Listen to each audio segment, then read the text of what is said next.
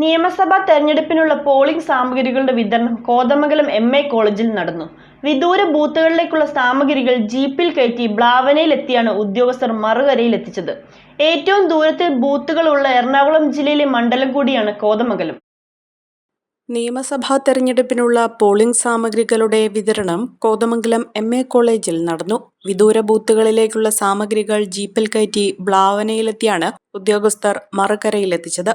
എറണാകുളം ജില്ലയിലെ 5 വിദൂര ബൂത്തുകൾ കുട്ടമ്പുഴ പഞ്ചായത്തിലാണ്. വാരിയം, തേര, കുഞ്ചിപ്പാറ, തലവച്ചപ്പാറ, താളുംകണ്ടം എന്നീ ഉന്നതികളാണ് വിദൂര ബൂത്തുകൾ.